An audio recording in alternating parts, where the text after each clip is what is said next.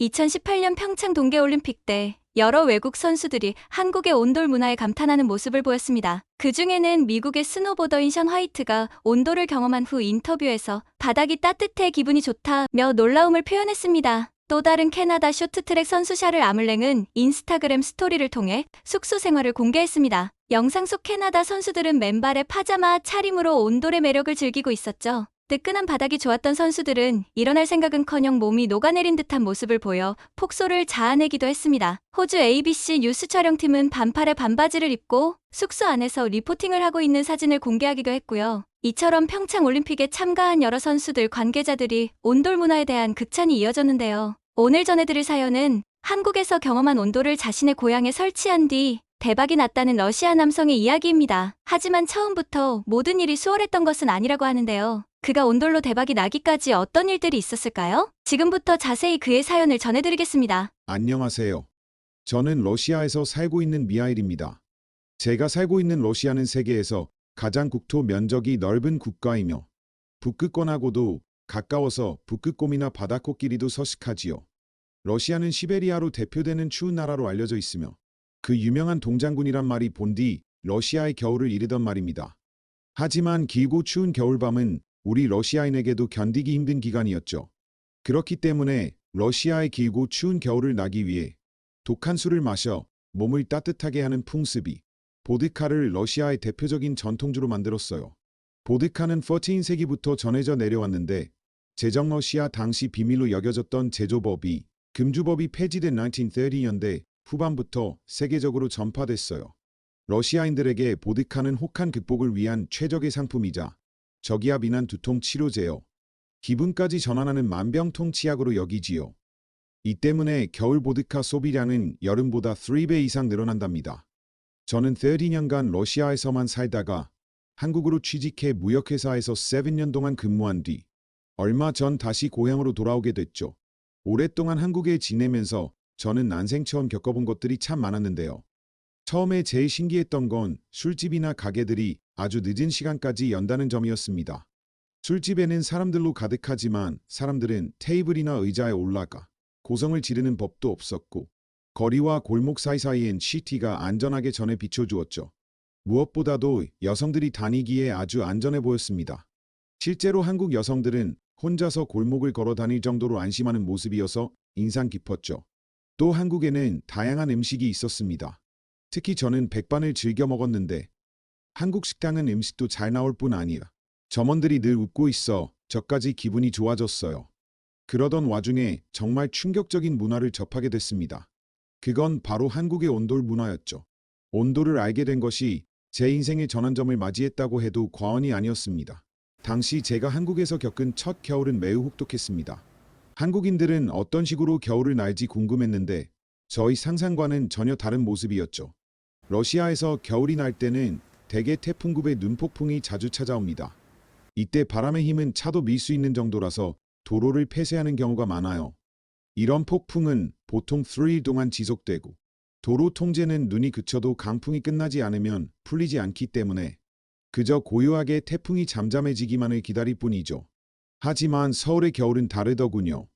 분명 러시아보다 덜 춥고 눈, 폭풍이 잦은 편은 아니어서 고향보다는 그럭저럭 견딜만 했습니다. 제가 지내던 곳은 오피스텔이었는데 당시 방안이 너무 냉랭해서 양말을 두세 겹 껴입고 걸치고 있어야만 했습니다. 그리고 따뜻한 라면, 국물을 먹어야 그나마 몸이 데워졌죠. 그런데 어느 날 저는 너무 견디기 힘들어서 회사 동료에게 물어봤습니다. 도대체 한국인들은 어떻게 겨울을 버티느냐고 말이죠. 집에 난로도 없고 히터도 없고 어떻게 버티냐면서 저는 군밤을 먹고 컵라면을 먹고 양말을 두세 개씩 껴 신어도 도저히 추위가 가시지 않는다고 토로했습니다. 그러자 동료의 반응이 너무 인상적이더군요. 그는 깜짝 놀라면서 보일러를 틀지 않았냐고 되묻는 것이었어요. 전 그게 뭐냐고 물었고 동료는 곧바로 벽 중간에 네모난 모양의 기계가 붙어 있을 거라고 했습니다. 그리고 그날 저녁 동료는 친절하게도 저희 오피스텔로 따라와 작동법을 알려주고 갔죠. 벽에 붙은 네모난 기계를 만지면 그제서야 방안이 데워지는 시스템이었던 겁니다. 10분도 되지 않아 집안이 훈훈해지고 더워진다고 느낄 때쯤에야 저는 양말을 벗고 패딩도 벗었습니다. 나중에는 바닥이 따뜻하다 못해 화상을 입을 정도로 뜨거워지더군요. 꽁꽁 온몸이 녹는 기분을 즐기면서 한국의 겨울은 정말 낭만적이고 세련됐다고 생각했어요. 정말 멋진 방법으로 이들은 겨울을 버틴 것이었죠. 다음날 동료에게 물어보니 한국만의 전통 기술이라고 하더라고요. 온돌은 한국 전통 건축물에서 사용되는 바닥 난방 기법인데, 이 기술은 돌로 된 바닥 아래에 나선 모양의 흙을 채워 만든 통로를 통해 난방을 하는 방식이라고 합니다. 난방을 위한 불을 밑층의 화장실이나 부엌에서 피우고 그 연기와 열을 통로를 통해 이동시켜 바닥 돌을 데우면 그 열이 방 전체로 전파되어 따뜻한 환경을 조성하는 거라네요. 이는 한국의 추운 겨울에도 따뜻한 실내 공간을 유지하는 데 큰 도움이 되는 전통적인 난방 방식이라고 합니다. 현재는 겨울에 보일러라는 기계를 틀어서 방바닥을 따뜻하게 하고 온수도 나오게 한다고 말이죠. 이 말을 듣고 나서야 저는 그동안 몰랐던 한국의 난방 문화가 있다는 것을 알게 되었습니다. 저는 매일 밤마다 전신이 뜨끈해지는 행복감을 맛보며 잠들었어요. 그렇게 만족스러웠던 7년간의 한국 생활을 접게 된 계기는 아버지의 건강 때문이었어요. 어머니는 아버지의 건강이 점점 더 악화된다며 제가 곁에 있기를 바라셨습니다. 결국 전 회사의 상황을 이야기하고 급히 고향으로 귀국하게 된 것이었죠. 가족들은 오랜만에 본 저를 반갑게 맞이해 주셨지만 부쩍 야윈 부모님의 모습은 저의 마음을 속상하게 만들었습니다. 그렇게 일주일 정도를 고향에서 쉬고 가족들과 시간을 보내면서 저는 러시아의 태양과 비눈 우박 눈폭풍까지 변화무쌍한 날씨를 감상했어요. 그러다 보니 이제 이곳에 특별한 사업을 해보고 싶다는 생각이 들더군요. 악면 높은 러시아의 겨울을 위해 내가 할 수 있는 사업이 뭐가 있을까 고민하던 중 저는 곧바로 한국의 온돌 문화를 떠올렸습니다. 관광객을 위한 자그마한 여관을 만들어 그곳에 한국의 온도를 적용하는 것이었죠. 저는 무릎을 탁 쳤습니다. 분명히 이 방법은 현지인들은 물론이고 외국인들에게도 먹히리라 생각했거든요.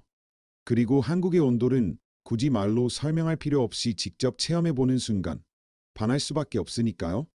여관의 외관 역시도 한국이 세련된 건물을 본따서 만들기로 했습니다. 생각보다 예산은 많이 들어갔지만 모두가 여름엔 시원하고 겨울엔 따뜻한 온돌 문화를 위해서라면 이 정도는 투자해야 된다고 생각했죠. 그리고 5개월 뒤 여관을 개업하던 그때의 감동적인 순간을 아직도 잊을 수가 없습니다. 저의 예상대로 온돌은 우리 여관의 트레이드마크가 되었습니다. 홈페이지에는 고객들의 후기가 넘쳐났는데 그 중에는 단연 온돌을 칭찬하는 후기가 압도적이었죠. 시범적으로 여관의 온돌이 이용했던 부모님과 마을 사람 모두 극찬을 하고 돌아갔습니다.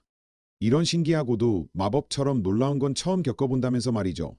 그해 겨울 러시아에는 기록적인 폭살과 한파가 왔지만 저희 여관에 묵는 고객들은 하나같이 따뜻한 공기에 만족했습니다. 고향으로 돌아와 한국의 온돌 문화를 알리게 된 것이 이제는 저의 사명처럼 느껴지기도 합니다. 저는 아버지의 건강을 위해 집에도 직접 보일러를 설치해드렸습니다. 공사업자를 찾기가 매우 어려웠지만 백방으로 수소문의 보일러 공사를 마칠 수 있었고 덕분인지 아버지가 점점 더 건강을 회복하는 것 같습니다. 러시아에서 명소가 돼버린 여관은 이제 투숙객이 5배로 늘어나 예약이 내년까지 꽉 찬 상태입니다. 처음엔 하나였던 직원이 이제는 10명으로 늘어 우리는 전부 즐거운 마음으로 일하고 있죠.